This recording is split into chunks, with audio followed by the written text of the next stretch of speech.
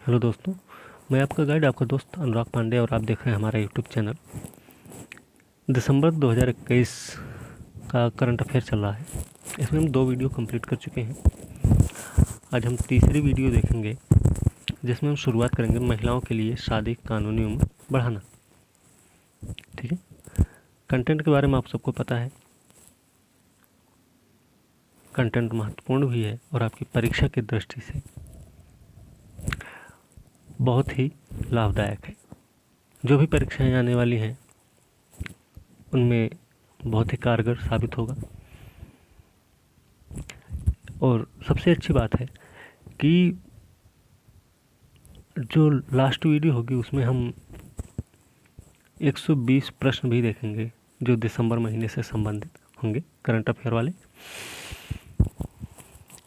इसलिए वीडियो और भी महत्वपूर्ण हो जाती है कि आप अगर शुरू के वीडियो देखे रहेंगे तो प्रश्न को समझने में आपको ज़रा भी दिक्कत नहीं होगी। ठीक है, तो यहाँ पे हम शुरुआत करेंगे महिलाओं के लिए शादी कानूनी उम्र बढ़ाना। तो भैया वीडियो अंत तक जरूर देखें, वीडियो को लाइक शेयर कमेंट करें, साथ में चैनल को भी सब्सक्राइब कीजिए। ठीक है, तो चलिए शुरू करते हैं हम। महिलाओं के लिए शादी की कानूनी उम्र बढ़ाना तो चर्चा में क्यों रहा? चर्चा में इसलिए रहा केंद्रीय मंत्रिमंडल ने महिलाओं के लिए शादी कानूनी उम्र को 18 से 21 साल करने का फैसला लिया। ठीक है, पुरुषों के लिए 21 साल है पहले से। इसके साथ सरकार पुरुषों महिलाओं दोनों के लिए शादी की उम्र को बराबर लाएगी। समझ गया? याद रखना, ये जो कैबिनेट का फैसला है ना, जया जेटली के नेतृत्व वाले पैनल की सिफारिश पर आधारित है। किसकी सिफारिश पर आधारित है, ये ध्यान रखना पे। ठीक है, प्रमुख बिंदु देख ले तो बाल विवाह को अनिवार्य रूप से गैर कानूनी घोषित करने, नाबालिगों के साथ दुर्व्यवहार को रोकने के लिए कानूनी विवाह की न्यूनतम आयु निर्धारित करता है। ठीक है, हिंदू विवाह अधिनियम 1955 दुल्हन के लिए न्यूनतम आयु 18 वर्ष और दूल्हे के लिए 21 साल निर्धारित करता है। इस्लाम में युवावस्था प्राप्त कर चुके नाबालिग को शादी को वैध माना जाता है। ठीक है, विशेष विवाह अधिनियम 1954 और बाल विवाह निषेध अधिनियम 2006 भी क्रमशः महिलाओं पुरुषों के लिए कितनी 18 और 21 वर्ष निर्धारित की है। ध्यान रखना इन अधिनियमों के बारे में भी। हाल ही में राष्ट्रीय परिवार स्वास्थ्य सर्वेक्षण 5 से पता चला कि देश में बाल विवाह 15-16 में 27% से मामूली रूप से कम होकर 19-20 में 23% हो गया, लेकिन सरकार इसे और नीचे लाने पर जोर दे रही है। ठीक है, तो जया जेटली समिति क्या हुई? जून 2020 में महिला बाल विकास मंत्रालय ने महिलाओं के पोषण, एनीमिया की व्यापकता, अन्य सामाजिक सूचकांकों के मुद्दों के साथ विवाह की उम्र के बीच संबंध को देखने के लिए एक टास्क फोर्स का गठन किया था। महिला बाल विकास मंत्रालय ने जून 2020 में समता पार्टी के पूर्व अध्यक्ष जया जेटली की अध्यक्षता वाली समिति ने नीति आयोग के सदस्य स्वास्थ्य वाले जो हैं डॉक्टर वी.के. पॉल और कई मंत्रालयों के सचिव भी इसमें शामिल थे। ठीक है, तो समिति ने ही ये सुझाव दिया था भाई। जैव विविधता संरक्षण संशोधन विधेयक 2021 लाया गया है। इसमें क्या है कि लोकसभा में पेश किया गया है। जैव विविधता अधिनियम 2002 के दायरे से आयुष चिकित्सकों को छूट भारतीय पारंपरिक चिकित्सा क्षेत्र द्वारा जैविक संसाधनों पारंपरिक ज्ञान के लिए उपयोग की सुविधा देता है। ठीक है, इसके प्रमुख बिंदु हम देखें तो जैव विविधता अधिनियम 2002 जैव विविधता और निष्पक्ष जैविक संसाधनों पारंपरिक ज्ञान के वाणिज्यिक इस्तेमाल से मौद्रिक लाभ के समान बंटवारे के संरक्षण के लिए लागू किया गया था। ठीक है, विधेयक क्या है? किसानों को औषधीय पौधों की खेती बढ़ाने के लिए प्रोत्साहित करता है। ध्यान रखना, यह भारतीय चिकित्सा प्रणाली को बढ़ावा देना चाहता है और भारत में उपलब्ध जैविक संसाधनों का उपयोग करते हुए अनुसंधान, पेटेंट आवेदन प्रक्रिया, अनुसंधान परिणामों के हस्तांतरण की फास्ट ट्रैकिंग की सुविधा प्रदान करना चाहता है। ठीक है, जैव विविधता और उसका नगोया प्रोटोकॉल पर संयुक्त राष्ट्र सम्मेलन के उद्देश्यों से समझौता किए बिना। ठीक है, चलिए आगे देखते हैं।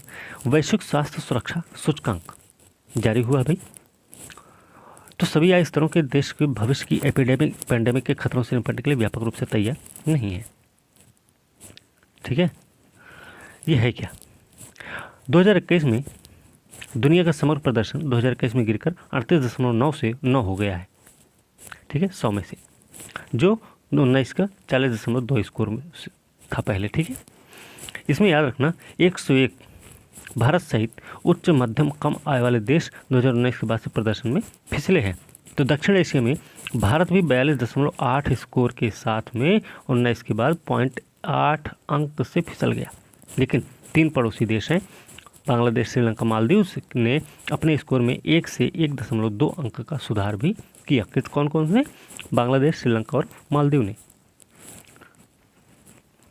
2021 में किसी भी देश ने रैंकिंग के शीर्ष स्तर में स्कोर नहीं किया है।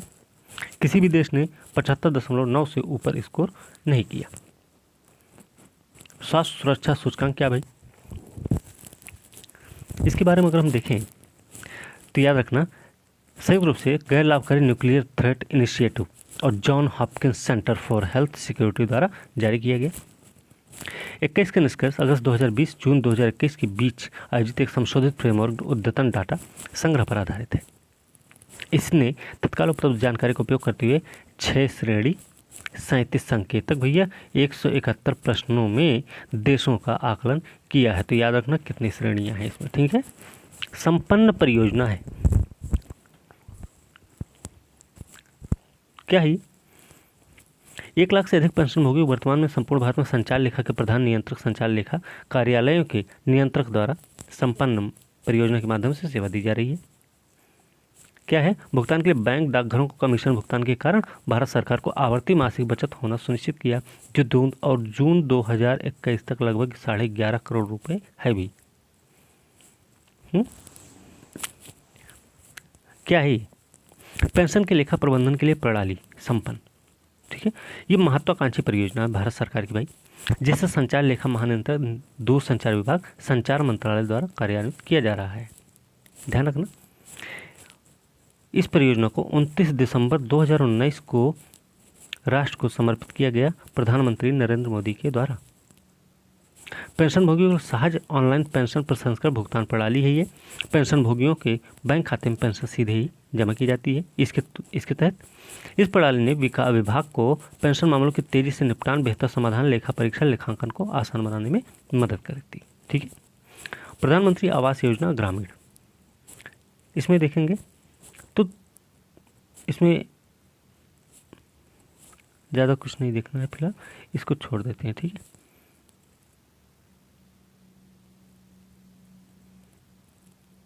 आगे चलते हैं।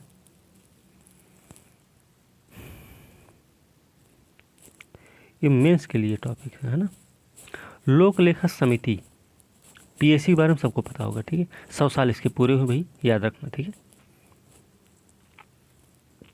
इसका गठन कब हुआ है?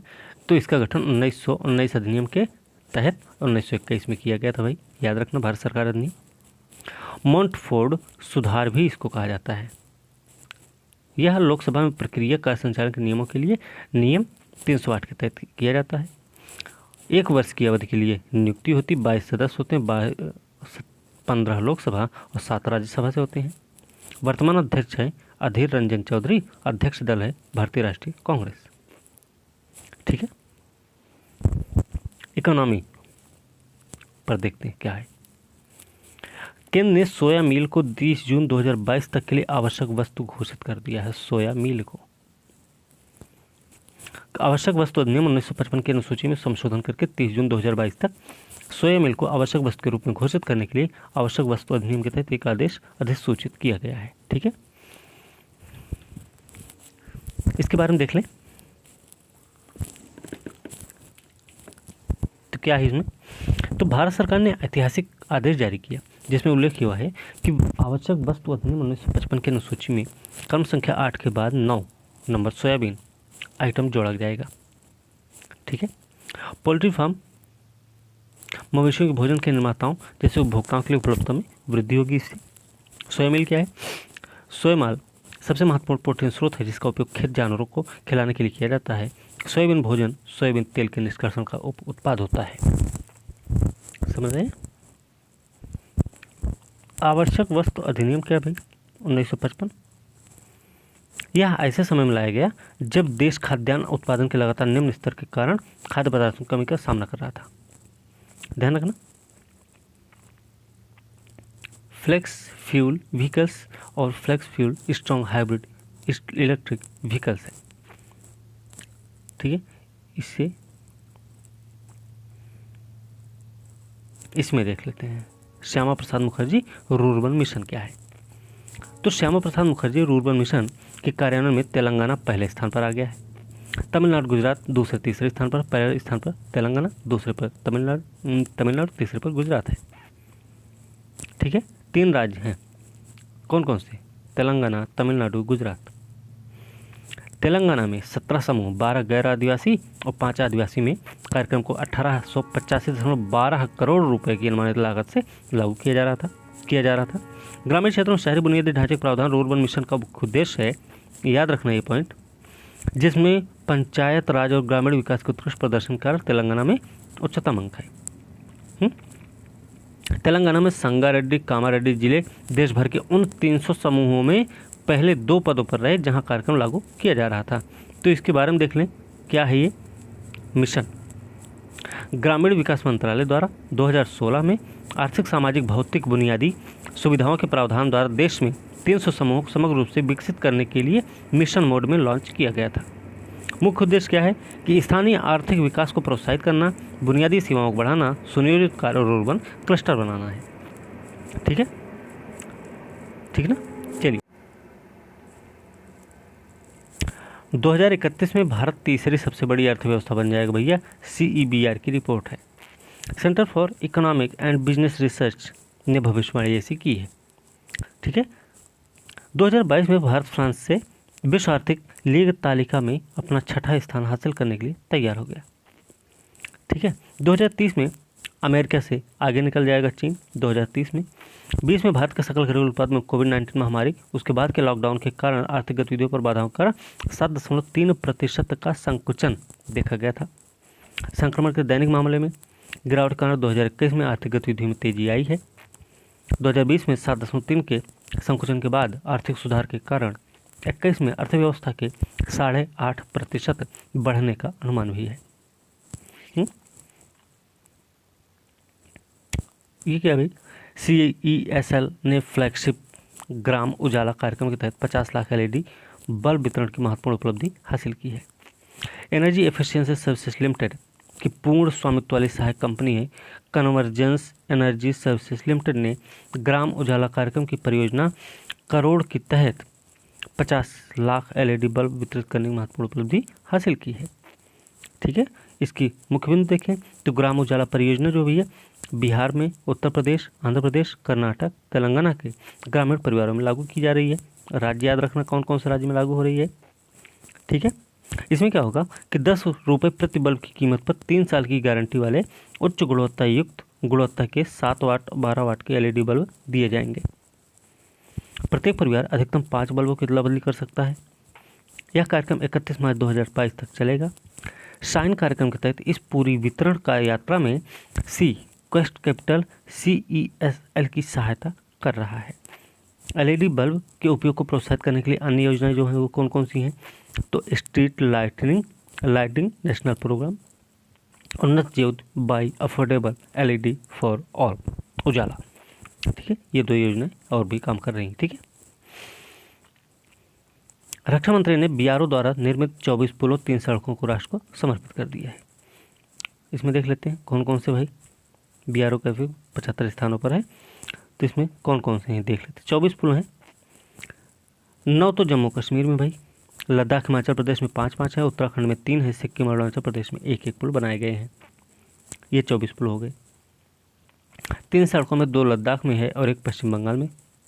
मुख्य आकर्षण है भारत का पहले स्वदेशी श्रेणी 70,140 फीट डबल लेन वाले मॉड्यूलर ब्रिज का उद्घाटन था, जिसे सिक्किम के फ्लैग हिल डोकला चिसुमले डेमचोक रोड पर 11,000 फीट की ऊंचाई और लद्दाख में 19,000 फीट से अधिक की ऊंचाई पर उमलिंगला दर्रे पर बनाया गया है। उमलिंगला दर्रा कहाँ है ये भी पता हो गया आपको। ठीक है, गिनीज वर्ल्ड रिकॉर्ड में शामिल है ये उमलिंगला दर्रा वाला। ठीक है, याद रखना इसको। आगे देखते हैं साइंस, डिफेंस साइंस से संबंधित है। रक्षा मंत्री ने लखनऊ में रक्षा प्रौद्योगिकी परीक्षण केंद्र ब्रह्मोस में विनिर्माण केंद्र की आधारशिला रखी। कहाँ पे भैया? लखनऊ, यूपी वाले याद रखें, और भी लोग याद रखें भाई, लेकिन यूपी स्पेशल वाले भी ध्यान रखेंगे। ठीक है, तो क्या है Uttar Pradesh defence industrial corridor में रक्षा एयर स्पेस विनिर्माण क्लस्टरों के विकास में तेजी लाने के लिए 22 एकड़ में फैले अपनी तरह के पहले रक्षा प्रौद्योगिकी परीक्षण केंद्र की स्थापना की जा रही उत्तर प्रदेश में। ब्रह्मोस एरोस्पेस द्वारा ब्रह्मोस विनिर्माण केंद्र UPDIC लखनऊ नोड में एक अत्याधुनिक फैसिलिटी है। 200 एकड़ से अधिक क्षेत्र कवर करेगी।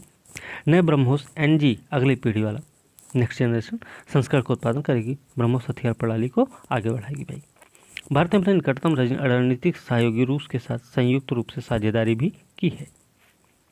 ठीक है, ब्रह्मोस देखेंगे तो डिजाइन और विकसित हुआ है भारत और रूस के सहयोग से। सुपरसोनिक क्रूज मिसाइल है। ठीक है ना, ध्यान रखना।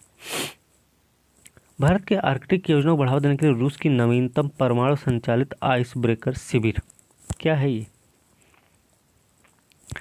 परमाणु संचालित आइस ब्रेकर शिविर लॉन्च किया है। आइस ब्रेकर शिविर किसने लॉन्च किया है? तो याद रखना, रूस ने भैया। परमाणु संचालित है।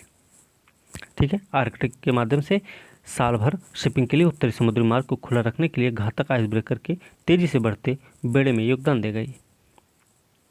ठीक है, चलिए आगे देखते हैं। प्रमुख बिंदु देख लें तो 6 दिसंबर 2021 को आयोजित भारत रूस शिखर सम्मेलन के 21वें संस्करण के दौरान भारतीय पक्ष ने भी उत्तरी समुद्री मार्ग पर रूस के साथ सहयोग करने में अपनी रुचि व्यक्त की है।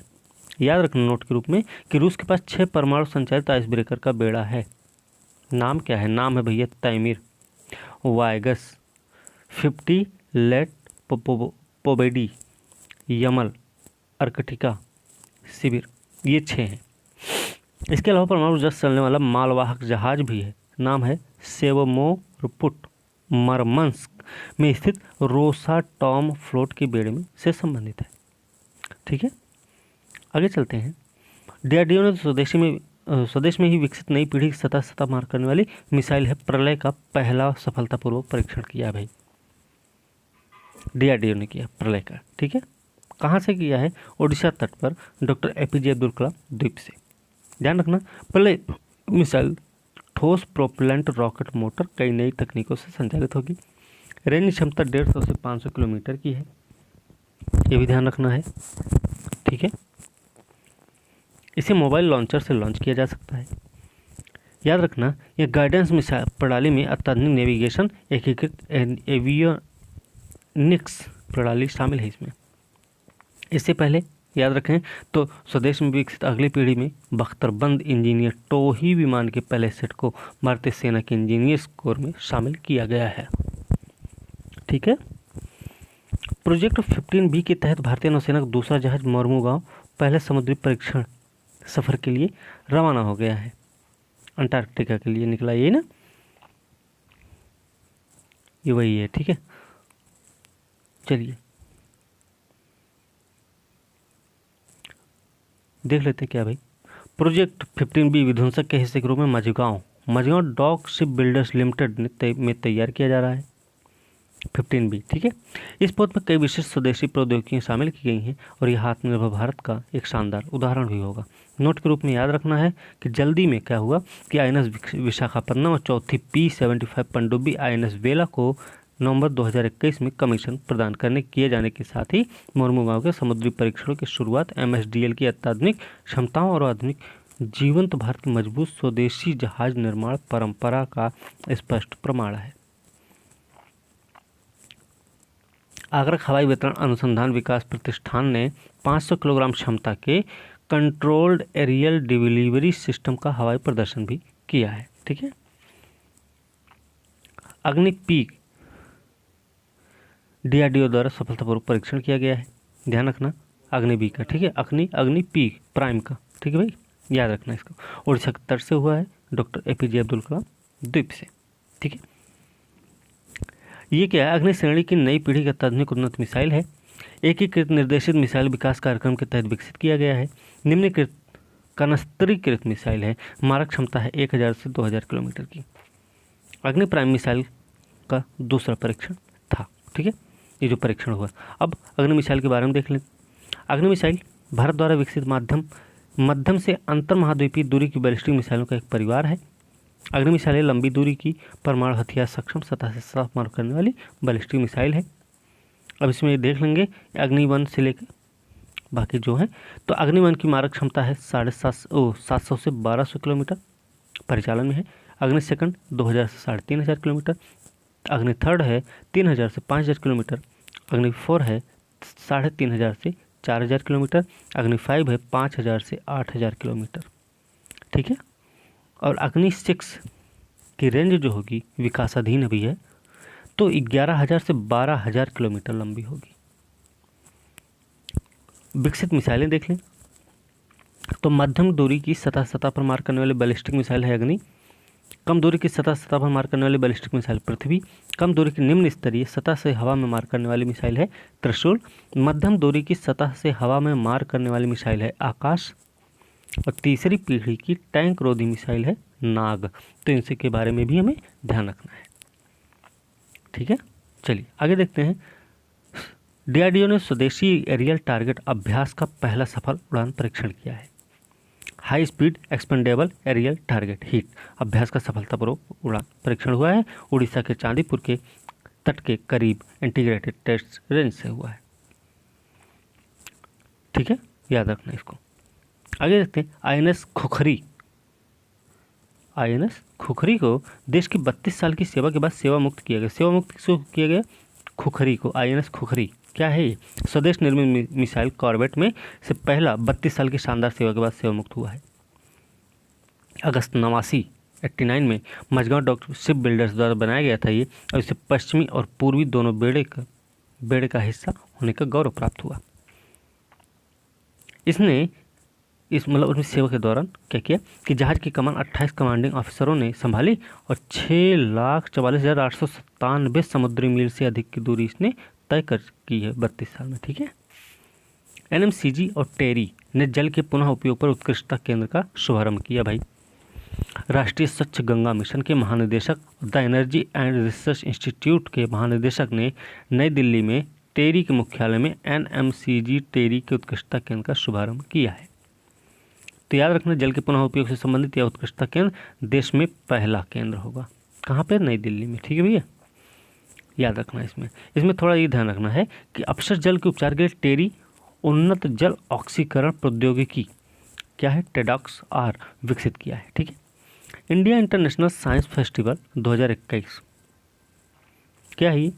7वां संस्करण भैया गोवा में हुआ है 10 से 13 दिसंबर के बीच में। कहाँ पे? 7वां संस्करण गोवा में पणजी में हुआ, ठीक है। केंद्रीय राज्य मंत्री स्वतंत्र प्रभाव विज्ञान प्रौद्योगिकी डॉक्टर जितेंद्र सिंह ने इसका उद्घाटन किया था। ध्यान रखना विषय क्या है? विषय है भैया आज़ादी का अमृत महोत्सव, एक समृद्ध भारत के लिए रचनात्मकता विज्ञान प्रौद्योगिकी नवाचार के जश्न के रूप में मनाया गया है। IISF 2021 ज्ञान विचारों के आदान प्रदान के लिए भारत भर के युवा छात्रों, वैज्ञानिकों, प्रौद्योगिकी विदों को एक मंच प्रदान किया।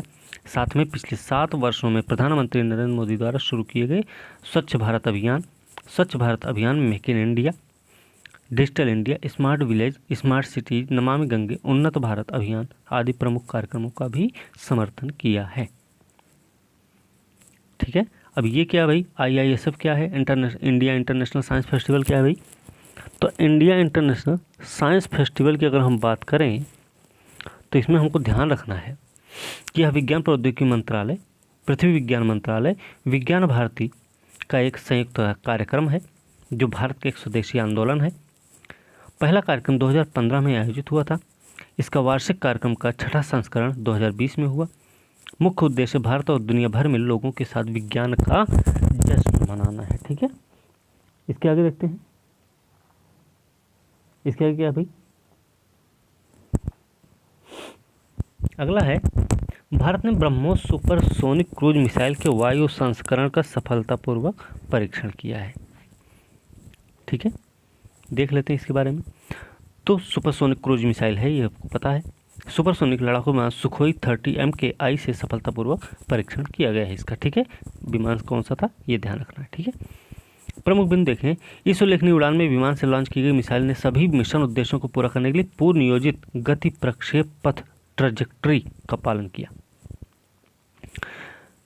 विकास, उत्पादन, विपणन के लिए भारत का DRDO और रूस का NPOM के बीच संयुक्त उद्यम है।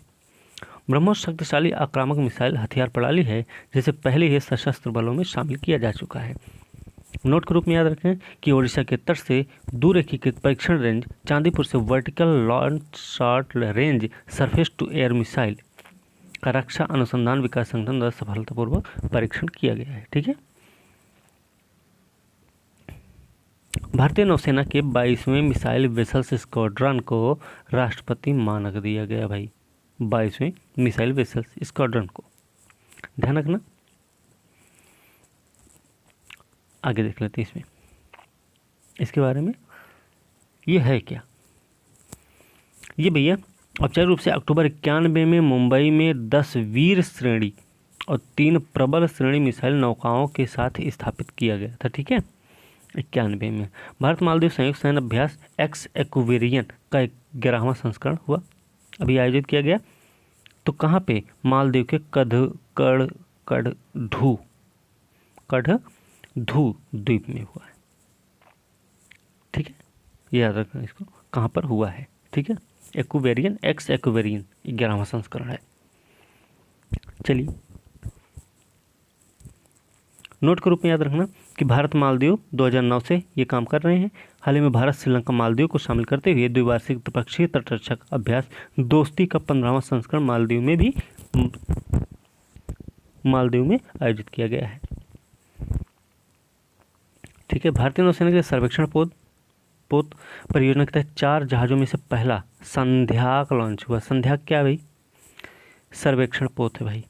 ठीक है, याद रखना, 4 सर्वेक्षण पोत प्रोजेक्ट में पहला है संध्या, कोलकाता में लॉन्च हुआ है। ठीक है, ध्यान रखना है। यह बंदरगाह हार्बर के पूर्ण पैमाने पर तटीय गहरे पानी वाले हाइड्रोग्राफिक सर्वेक्षण नौवहन चैनलों के और मार्गों के निर्धारण में सक्षम है। इन वेसल्स को रक्षा क्षेत्र में सार्वजनिक क्षेत्र के उपक्रम garden reach ship builders and engineers limited, जो भारत में अग्रणी युद्धपोत निर्माण कंपनियों में से एक है, द्वारा डिजाइन और विकसित किया गया है। लागत के हिसाब देखें 80% से अधिक स्वदेशी सामग्री इसमें है। ठीक है, याद रखना इसको। स्काई रूट ने भारत के पहले निजी तौर पर निर्मित क्रायोजेनिक रॉकेट इंजन धावन 1 का परीक्षण हुआ है स्काई रूट एरोस्पेस के द्वारा। ठीक है, याद रखना, यह अपने आगामी विक्रम 2 कक्षीय प्रक्षेपण यान के ऊपरी चरणों को शक्ति प्रदान करेगा। ठीक है ना, इसके बारे में देख लें हम।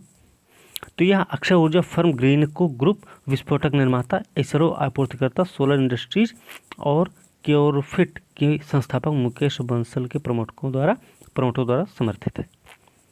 स्थापना कब हुई है, 12 जून 2018 को। मुख्यालय है हैदराबाद, तेलंगाना में। ठीक है भाई, एनसीसी द्वारा पुनीत सागर अभियान चलाया गया है। एनसीसी द्वारा कौन सा पुनीत सागर अभियान, ध्यान रखना क्या है, समुद्र तटों को प्लास्टिक और अन्य अपशिष्ट पदार्थों से मुक्त करने और इन्हें साफ करने के महत्व के बारे में जागरूकता बढ़ाने के लिए शुरू हुआ है पुनीत सागर अभियान। ठीक है, ध्यान रखना इसे।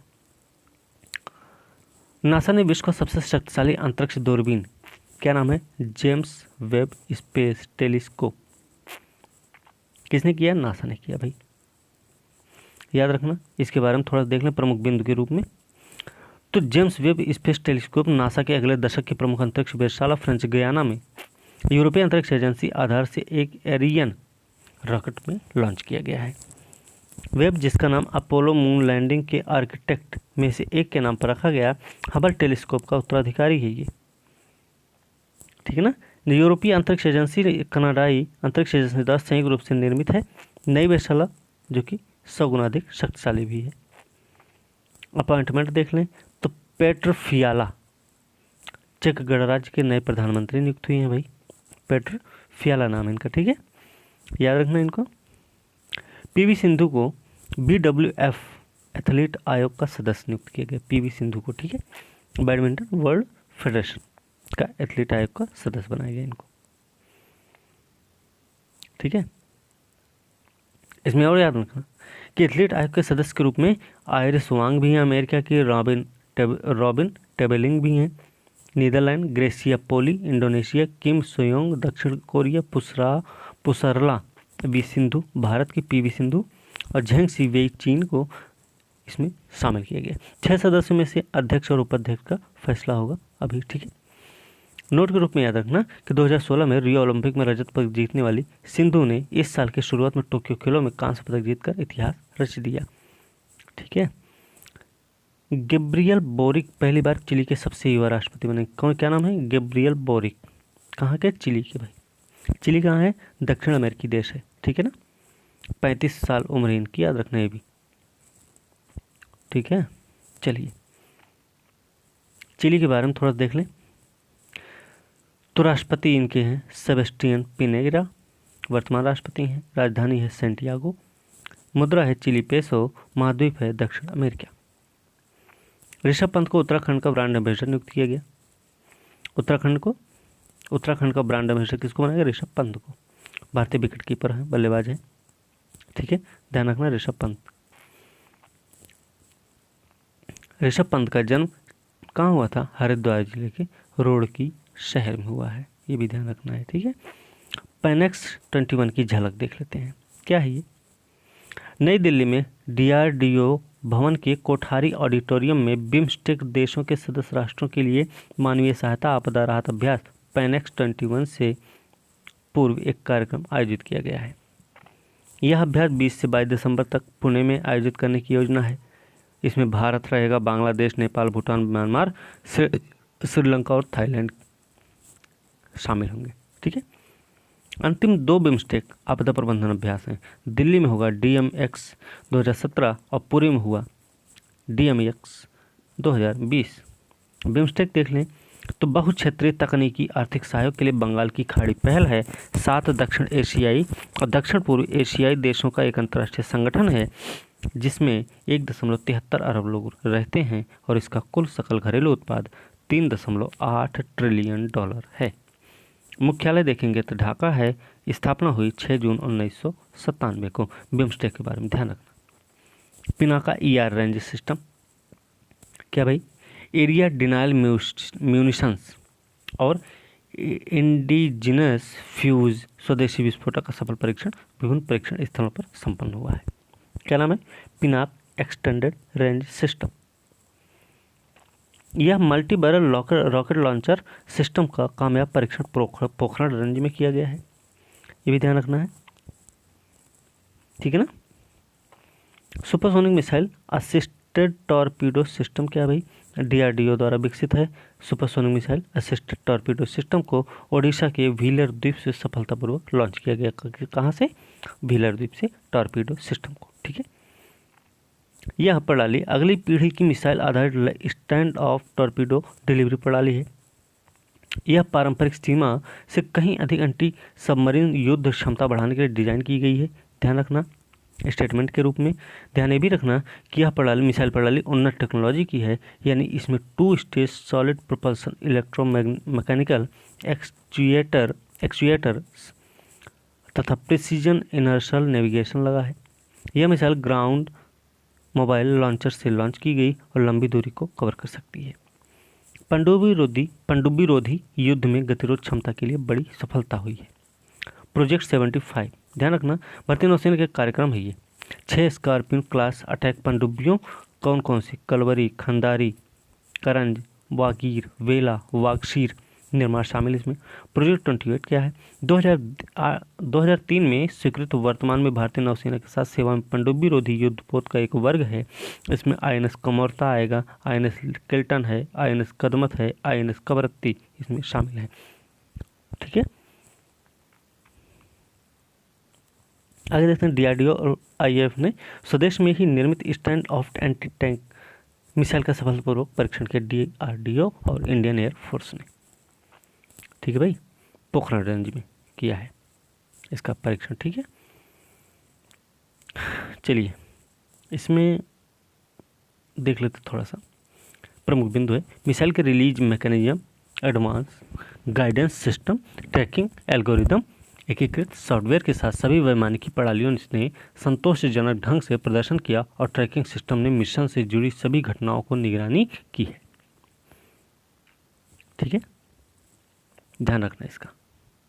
चलिए DRDO ने 5 भारतीय कंपनियों को अत्यधिक ठंडी मौसम वस्त्र प्रणाली की तकनीकी सौंपी है भाई। 5 कंपनियों को सौंपी है DRDO ने, ठीक है। तो जी सतीश रेड्डी ने 5 भारतीय कंपनियों को अत्यधिक ठंडी मौसम वस्त्र प्रणाली की तकनीक सौंपी है। प्रमुख बिंदु देख ले तो याद रखिए किसमें, DRDO द्वारा डिजाइन की गई ECWCS प्रणाली शारीरिक गतिविधि के विभिन्न स्तरों के दौरान हिमालयी क्षेत्रों में विभिन्न परिवेशी जलवायु परिस्थितियों में अपेक्षित इंसुलेशन पर आधारित बेहतर थर्मल इंसुलेशन, शारीरिक सहूलियत के साथ एक एर्गोनॉमिक रूप से डिजाइन की गई मॉड्यूलर तकनीकी कपड़ा प्रणाली है। ये 3 स्तर वाली प्रणाली को विभिन्न संयोजनों शारीरिक कार्य की तीव्रता के साथ +15 डिग्री सेंटीग्रेड से -50 डिग्री सेल्सियस तापमान रेंज में उपयुक्त रूप से थर्मल इंसुलेशन उपलब्ध कराने का डिजाइन किया गया है, ठीक है। अवार्ड देख लेते हैं भाई।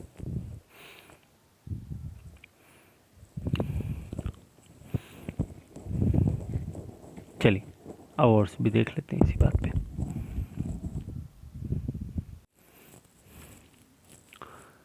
तो भैया आलिया भट्ट को पेटा इंडिया 2021 के पर्सन ऑफ द ईयर नामित किया गया है, ठीक है। आलिया भट्ट को किया गया, ठीक है, पेटा इंडिया फैशन अवार्ड के लिए।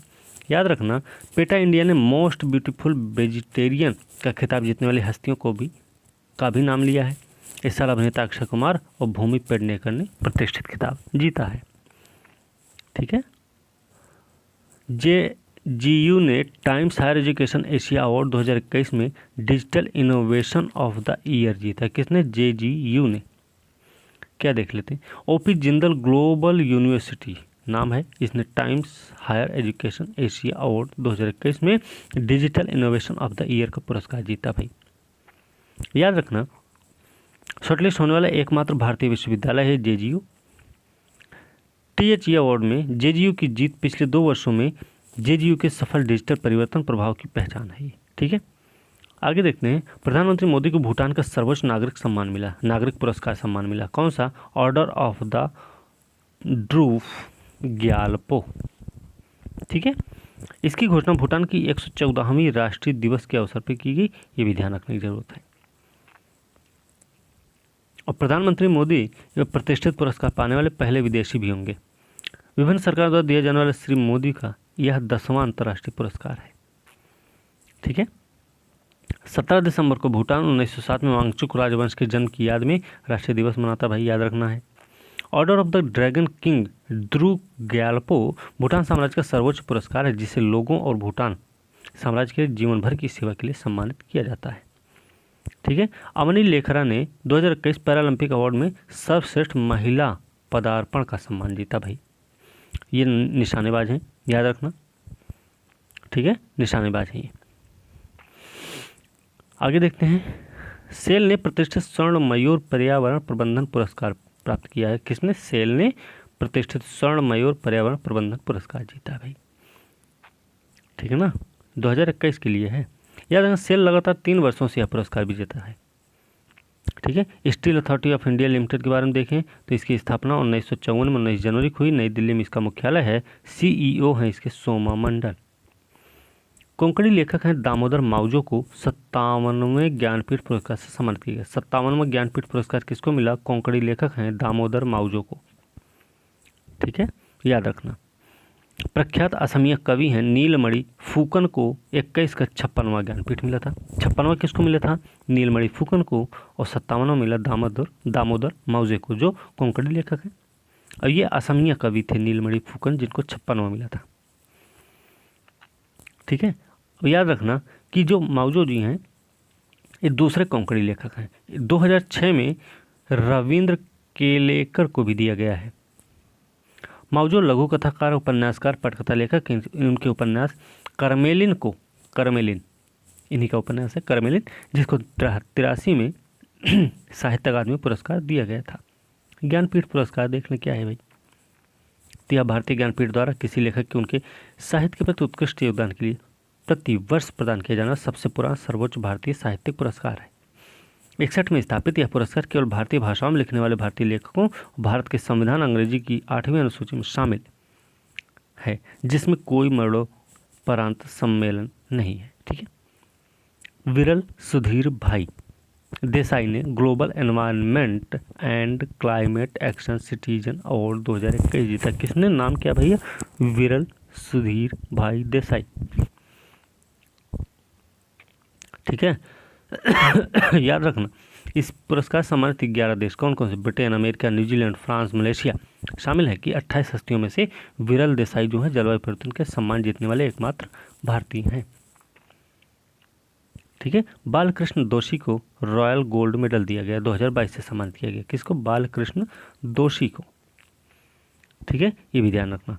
तो ब्रिटेन के royal institute of British architects द्वारा इनको मिला रॉयल गोल्ड मेडल।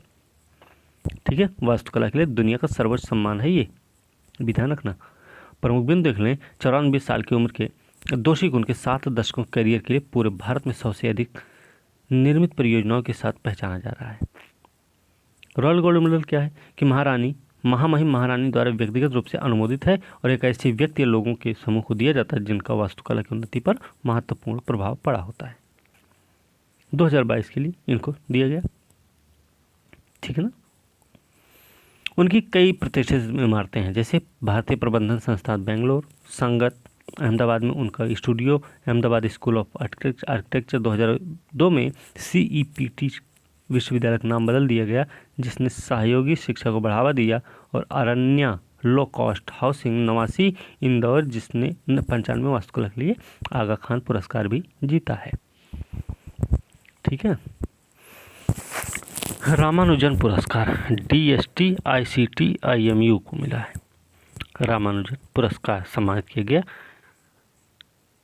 कोलकाता स्थित भारतीय सांख्यिकी संस्थान में गणितज्ञ की प्रोफेसर हैं नीना गुप्ता को एफाइन संयुक्त बीजगणितीय ज्यामिति क्रम विनिमय बीजगणित में उनके उत्कृष्ट कार्य के लिए विकासशील देशों के युवा गणितज्ञों को 2021 DST ICTP IMU रामानुजन पुरस्कार से सम्मानित किया गया है। ठीक है।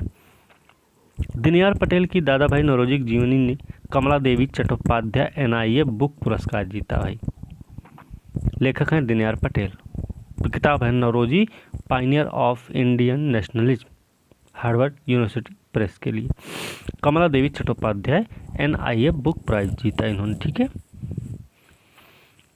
असम, रतन टाटा को राज्य का शीर्ष नागरिक सम्मान, असम का शीर्ष नागरिक सम्मान मिला है रतन टाटा को। ठीक है। क्यों मिला? कैंसर देखभाल सुविधाओं के लिए उनके योगदान के लिए मिला। भाई असम वैभव पुरस्कार के प्राप्तकर्ता के रूप में नामित किया गया है। ठीक है। फिल्म निर्माता हैं नाओमी कावासे को यूनेस्को सद्भावना राजदूत नामित किया गया। नाओमी कावासे को यूनेस्को सद्भावना राजदूत नामित किया गया है। फिल्म निर्देशक हैं ये भैया, याद रखना। महानिदेशक ऑड्रे अजोले, यूनेस्को के महानिदेशक हैं कौन? ऑड्रे अजोले नाम है, ध्यान रखना। जापानी फिल्म निर्देशक हैं नाओमी कावासे को सांस्कृतिक रचनात्मक उद्योगों के लिए यूनेस्को सद्भावना राजदूत नियुक्त किया गया है। ठीक है। एथलीट हैं अंजू बॉबी जॉर्ज ने world athletics women of the year award जीता है इन्होंने। ठीक है। चलिए अब हम ऑब्जेक्टिव्स देखेंगे, इसको अगले वीडियो में देखेंगे। ठीक है। फिलहाल आज की वीडियो हम यहीं समाप्त करेंगे, और वीडियो अच्छी लगे लाइक शेयर कमेंट करें, साथ में चैनल को भी सब्सक्राइब कीजिए, और अगले वीडियो के साथ कल मिलते हैं। तब तक के लिए धन्यवाद।